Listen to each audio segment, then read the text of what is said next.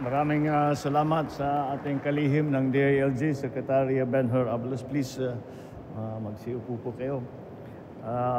Andito rin po ang ating DPWH Secretary, Secretary Manny Bunuan, ang Transport Secretary, Secretary Jimmy Bautista, ang NEDA Secretary. Nandito rin para planuhin ang long-term plan ng ekonomiya na napakalaki ang impact ng trapiko sa ating pagpaunlad at pagpalaki ng ating ekonomiya. Kaya siya ang gumagawa ng plano para sa next 5 years, next 10 years, next 20 years. Ito po ang ating NEDA Secretary, Secretary Arce Balisacan. Ang Metropolitan Manila Development Authority Chairman Romando Artes. Nandito ang host city natin, ang Mayor ng San Juan, Mayor Francisco Javier Zamora. Andito rin po lahat ng ating ibang mga alkalde sa iba't ibang bayan at lungsod ng Metro Manila na ating partner dito sa problemang itong hinaharap natin tungkol sa trapiko.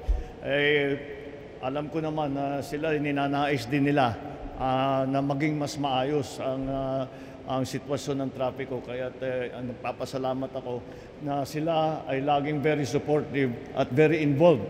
At kung talagang meron silang naiisip, ay sinasabi naman talaga sa amin at kami naman ay hinahanap namin ng paraan upang matugunan ang mga problemang dinadala ninyo sa amin. At tinitingnan din namin dahil nagdadala naman sila ng solusyon. Ang solusyon tungkol na paano pwedeng gawin doon sa kanilang bawat lugar. So maraming salamat sa inyong tulong. Other members of government that are here today.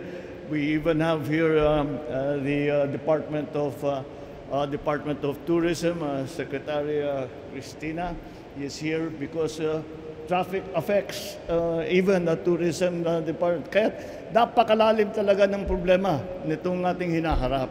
Dahil lahat halos ng ating ginagawa ay naapektuhan ng trapiko. Ang ekonomiya ng Pilipinas ay 60% ay nanggagaling from and around Metro Manila. Kaya pag sinasabi 3.5 billion ang nawawala sa atin araw-araw, hindi maliit na numero yun. Dahil hindi lamang dito sa Metro Manila, kung hindi sa lahat ng mga karatig na probinsya, ay nararamdaman din nila yung problema na yan. But that is the problem of Metro Manila. You have a population of 14 million during the night. It increases to 17 million, 18 million during the day. Kaya talagang napakalaki. We have to take care, we have to attend to not only the locals, hindi lamang yung mga tiga rito, hindi lamang yung mga tiga Metro Manila, kundi yung mga commuter na nanggagaling sa iba't ibang lugar na pumapasok sa Metro Manila upang magtrabaho. So that is the problem that we are facing. And kagaya ng marami po tayong napag-usapan ng mga iba't ibang estratehiya upang pagandahin ang sitwasyon. At kagaya ng aking nabanggit kanina, sa aking pananaw, sa aming pananaw, ay talaga naman na ang solusyon dyan ay pagandahin natin ang ating public transport system. Dahil kung wala tayong gagawin, dadagdag ang sasakyan sa Maynila. Habang may kaya na ang ating mga workers, ay bibili ng sasakyan yan. At dadami yan. At kahit gaano karaming kalsada ang ilalagay natin, kahit karaming flyover, kahit gaano karaming bypass road ang gawin natin, hindi makakahabol yan.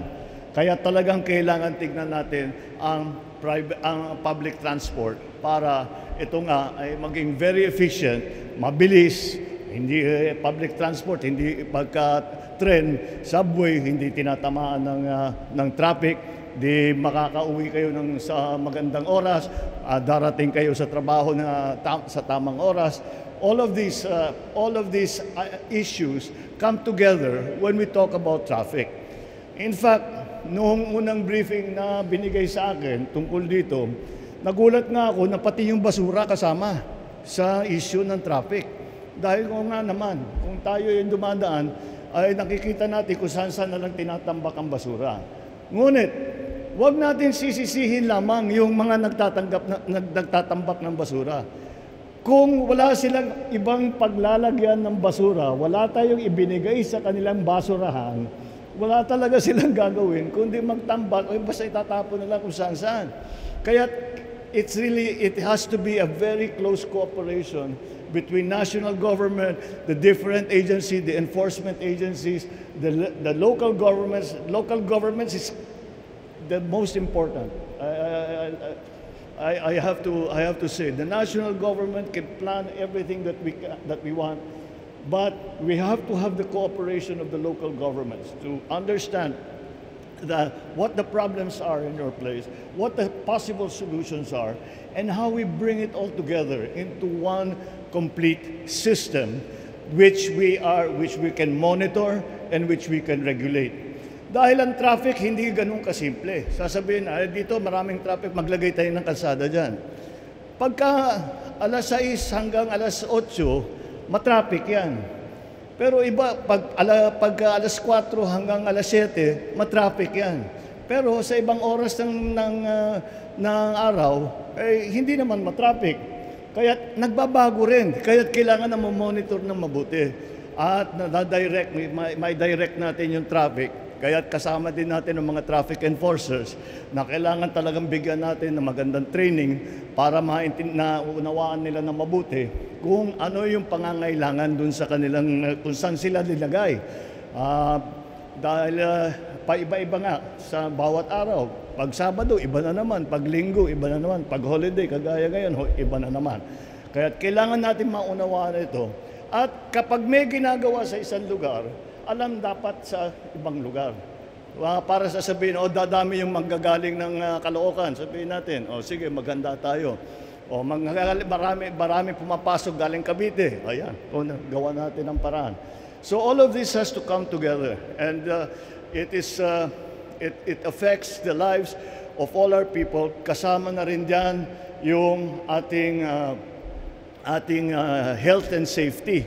Dahil kapag talagang naiipit ang mga sasakyan ng ora-orada sa kalsada, dumadagdag naman ng pollution dito sa Maynila.